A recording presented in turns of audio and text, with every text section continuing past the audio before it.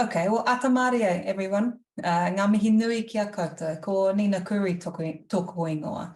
I'm Nina Khouri, for those of you who don't know me, and it's my honour to be leading our service this morning. As Rachel just said, Clay had a procedure in the past fortnight and has developed complications, which means he thought he'd be back by now, but is still recovering. And so we're covering services in the meantime.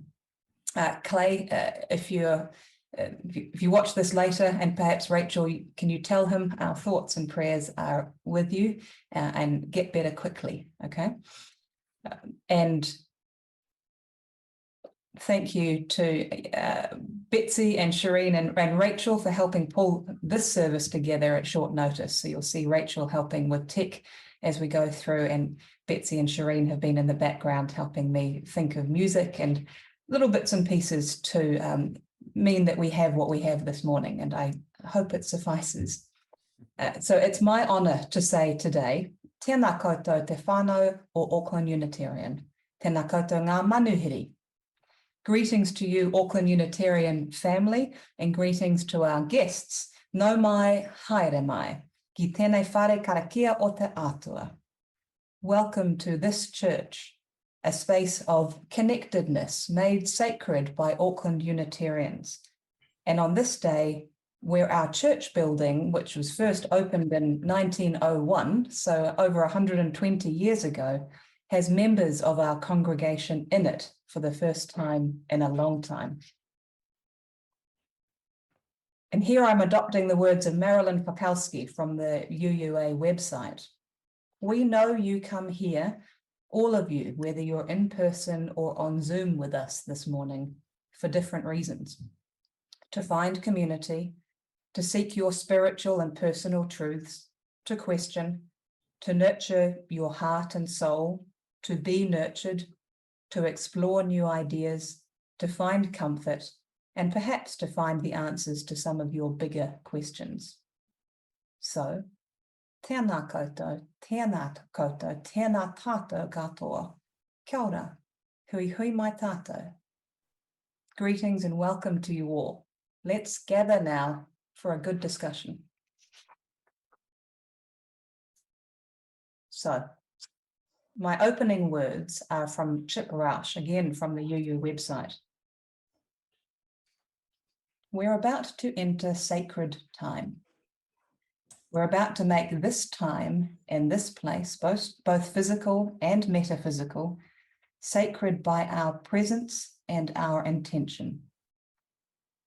As we turn off or silence our phones, let us also turn down the volume on our fears. Remove our masks, not those of you in person, and loosen the armor around our hearts. Don't take my word for it. Do it as slowly as you need to.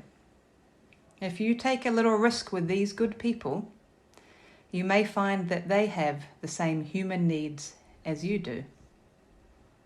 Breathe. Let go of the expectations placed on you by others and those you may have been taught to place on yourself. Drop the guilt and the shame, just for now, not to shirk accountability, but an honest expectation of the possibility of forgiveness. Let go of the thing you said the other day. Let go of the thing you're dreading next week. Be here in this moment. Breathe here. Let's begin with Spirit of Life.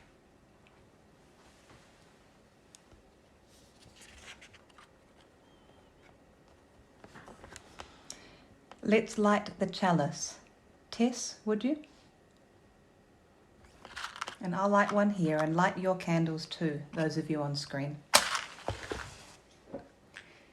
Every endeavour begins with a first step and encounters darkness and difficulty along the way. We light this chalice in anticipation of knowing the dawning of the light, the beginnings of hope, and the renewal of life. And you'll see our covenant words in the chat. Rachel, could you put them there for us? Let's say together, love is the doctrine of this church. The quest for truth is its sacrament, and service is its prayer. To dwell together in peace, to seek knowledge and freedom, to serve humankind in fellowship, to the end that all souls shall grow in harmony. Thus do we covenant with each other and with our God.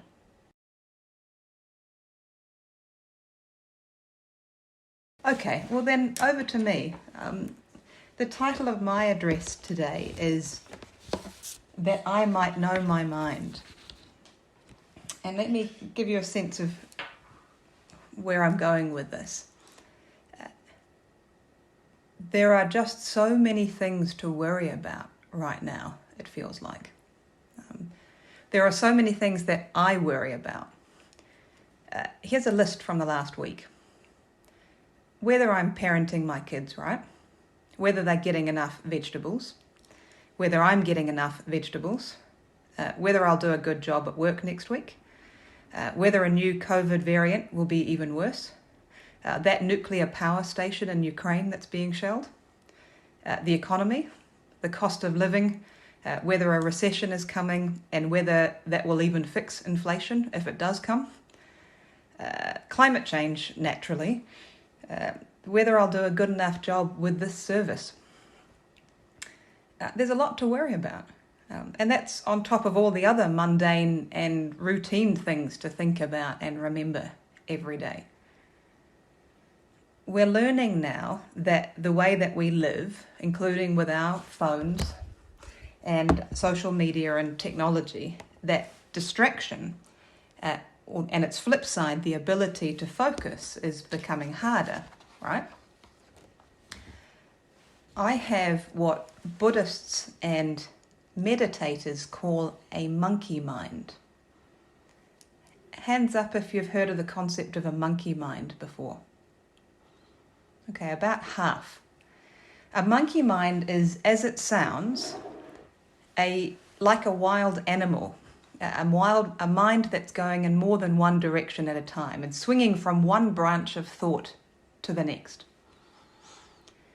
Now, in my professional life, as a mediator of disputes, not a meditator, a mediator, it's very useful to have a mind moving quickly. Right? So I get rewarded every day, and it's important in my professional life to have a mind that moves like that. So it's useful as a mediator, but not as a meditator. I know that it would be good and healthy and useful to slow my mind down from time to time, but I find it really hard to do. Do any of you find the same thing? So I'm going to read you an article today that I was sent recently and liked. See what you think. It was published in April 2011 by a famous and venerable Buddhist monk called Ajahn Sumedho. Ajahn in the Buddhist tradition means teacher.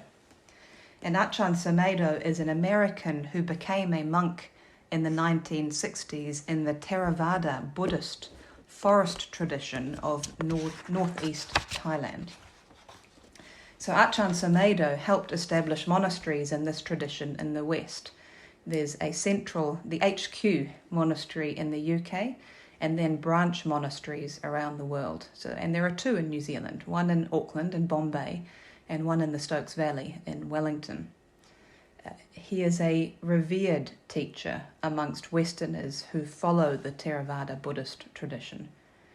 So I thought this article resonated with me, and I thought I'd read a bit of it to you, and then perhaps at the end we could give it a go. Spend a couple of minutes together doing what Ajahn Sumedho is inviting us to do, and sit in quietness, observing our thoughts, and see how that goes. Sound okay? All right. It's called Compose Your Minds. It's by Ajahn Sumedho. Compose your minds. Look inwards and become aware of the here and now, the body, the breath, the mental state, the mood you are in, without trying to control or judge or do anything. Just allow everything to be what it is. For many people, the attitude towards meditation is one of always trying to change something, always trying to attain a particular state or recreate some kind of blissful experience remembered from the past, or of hoping to achieve or reach a certain state by practicing. When we practice meditation with the idea of having to do something, however, then even the idea of practice, even the word meditation, will bring up this idea that if I'm in a bad mood, I should get rid of that bad mood. Or if my mind is scattered and I'm all over the place, then I should make it focused and one-pointed. In other words, we make meditation into hard work. So then there's a great deal of failure in it, because we try to control everything through these ideas. But that's an impossibility. The idea of going off into a cave to be by yourself is very attractive, because then you have more control, really. You don't have to talk to people or get caught up in confusing worldly sensory impingements. And as you settle into solitude, you experience a level of tranquility through lack of sensory stimulation. It's actually a form of sensory deprivation. That tranquility, however, is easily disturbed. You can't sustain it when sensory impingements start pounding away at you again, and then you get into, let me go back into my cave, that kind of mind, and you can begin to hate people. You see them as a threat. Here they come again, they're going to disrupt my samadhi, which means concentration. But this can't possibly be the way to liberation. The other extreme is to think you shouldn't go off into the cave and practice meditation. Just be natural and let everything happen. Which is true if you can do it that way. But if you don't even know what's natural yet, it's difficult to trust that you're doing it. The word meditation covers many mental experiences, but the goal of Buddhist meditation is to see things as they are. It's a state of awakened attention. And this is a very simple thing. It isn't complicated or difficult or something that takes years to achieve. It's so easy, in fact, that you don't even notice it. When you think in terms of having to practice meditation, you're conceiving it as something you have to attain. You have to subdue your defilements, you have to control your emotions, you have to develop virtues in order to attain some kind of ideal state of mind. You might have images of a lot of yogis sitting in remote places on mountaintops and in caves, and even the Buddha image can convey the sense of remoteness and separation if you don't know how to use that particular icon. And it all sounds very remote and very far from what you can expect from your life as a human being. In developing an attitude towards formal practice or daily life practice of meditation, therefore, we often separate the two, the formal and the daily life. We think of formal practice as a very controlled retreat situation where we all live by a routine, a structure, and when we leave that structured retreat, we refer to daily life meditation. But that can seem hopeless, can't it? If we compare daily life with a very controlled meditation retreat, it's really different. We can't live in that controlled structure as an ongoing experience. The real challenge is to develop attention, awakenedness in the flow of life. This doesn't remove the option of going on retreat or diminish the value of that in any way. The point is to look at meditation as awakenedness and awareness throughout daily life, in whatever way we live and in whatever conditions. There is in that the sense of allowing things to be in this present moment, allowing whatever way the body is or the emotional and mental states right now to be the way they are. Just be the observer of whatever is. Right now, the mood is this. I feel this. Just be aware whether you're confused, indifferent, happy, sad, uncertain, or whatever. Be that which allows things to be what they are. So for the next few minutes, try to look inwards with this attitude of observing your mood, your mental quality, your emotional quality. What you find might be very precise, like anger, or it might be something that's very sharp. But a lot of our emotions are just nebulous, amorphous, wandering things. But put yourself in this position of being the Buddha. The Buddho means the one who knows or is aware. The knower, this sense of awakened attention. Not the judge, but simply looking and noticing what kind of mood or feeling you have right now. When you start noticing, really listening or paying attention and sustaining an awareness on just this mood or this mental state, you become aware of bodily tensions, maybe feelings of bewilderment, or maybe not quite knowing what you're supposed to be doing. But if, say, bewilderment is there, be aware of that bewilderment as a mental object. It's something that you can recognize. If you put yourself in the position of the Buddha, the Buddho, your emotional state, and this, what am I supposed to be doing, can then itself be seen as a mental object. Awareness or paying attention is not a gaining situation. It's not something to be done in order to get anything or achieve anything. It's not a worldly state that we have to get. And this is the radical idea. We're not being encouraged to get our concentration, or is it a matter of proving anything? That generally goes with the fear that we won't be able to do that. Maybe I'm one of those people that will never get enlightened. There's another one of those thoughts that we all sometimes revert to. I don't expect to get enlightened in this lifetime. I just don't have what it takes. Well, don't believe that one either. Ajahn Chah, an even more venerated Buddhist monk, had this attitude about meditation being a holiday for the heart. We tend to see meditation as something we have to do, another thing we have to achieve and get. But Ajahn Chah would put it in the context of a holiday. So try that. Try seeing meditation in that way. You don't have to achieve anything, get any great insights, attain any high stages, purify yourself, get rid of your evil thoughts or anything at all. We're not trying to judge thoughts in terms of their quality, for example. We're just noting that they are.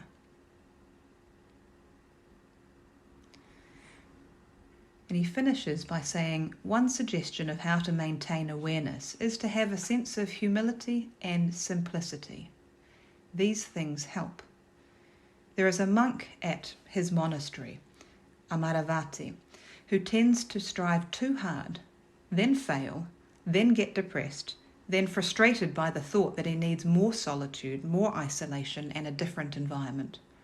And he thinks that there are too many distractions at the monastery, too many people. When I have this feeling, one way I have of handling it is to be grateful for the moments that I am mindful. If I get caught up in the life of the monastery, pulled this way and that, and I'm not very mindful, and then suddenly I remember. And I treasure that. I value that moment, rather than thinking, oh, I'm trying to be mindful and I can't do it all the time. And beating myself up because I vowed in the morning to be mindful the whole day, but failed. I'd go into these states of, oh, there I go again, I shouldn't have done that, and I nag myself and criticize myself and feel like a failure. But even if there is only one moment in the whole day when I am mindful, I can feel this thank you. To me, that's more helpful than beating yourself up, because that doesn't help in any way. Meditation isn't a matter of success, of being able to achieve goals and prove ourselves. Think about that.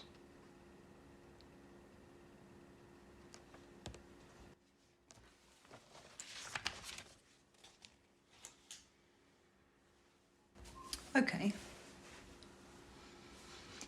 So I invite all of us now, for let's say 2 minutes,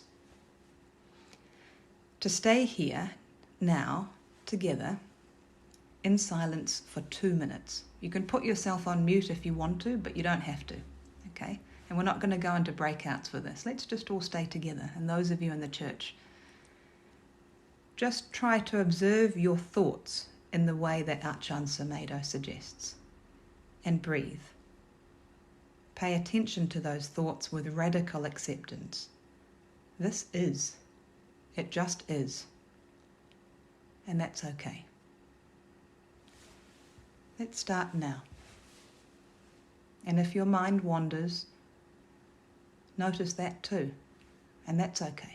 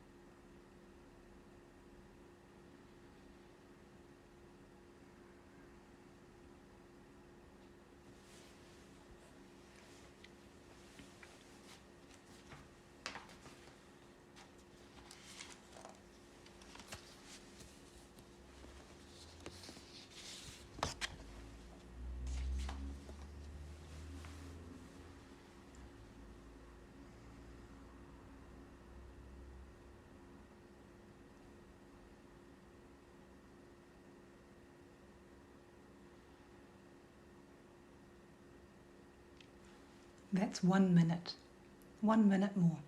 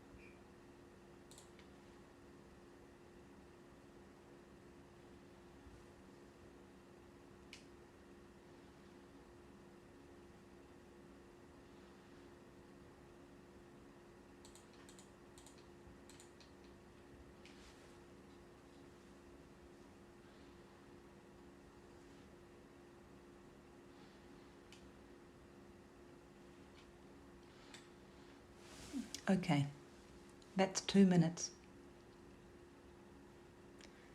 I'm going to open up breakout rooms now, just for 5 minutes, say, and invite you to talk with each other about what that was like, what you observed, and what bubbled up for you when you observed those thoughts.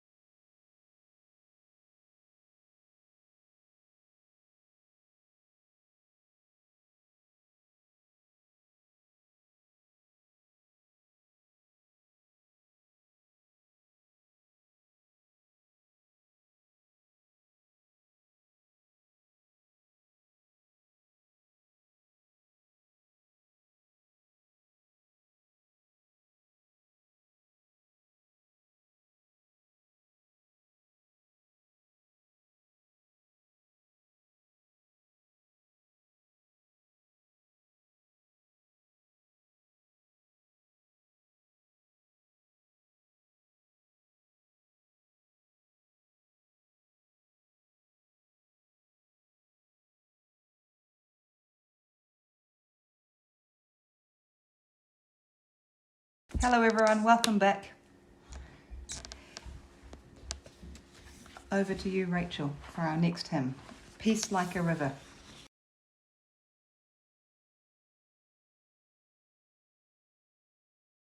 Thanks, Rachel. Okay, it's time for us to extinguish the chalice. So let's say together, thanks, Tess. We extinguish this flame, but not the light of truth, the warmth of community, or the fire of commitment. These we carry in our hearts until we are together again. Okay. Well, thank you everyone for allowing me to lead today, and thank you to Rachel and to Betsy and Shireen for helping pull this together, this service. I enjoyed doing that with you. My closing words are from Eleanor Westbrook, and I'll read these words, then we've got a song to end with. It's called Being Present. Let every moment be a prayer. With every sip of tea, let your lips move in thanksgiving. Be fully present to every stroke of the hairbrush, every cup of milk you pour for the children. Be present, without judgment or regret, without plans or expectations, or sometimes even dreams. And then every moment can become a prayer.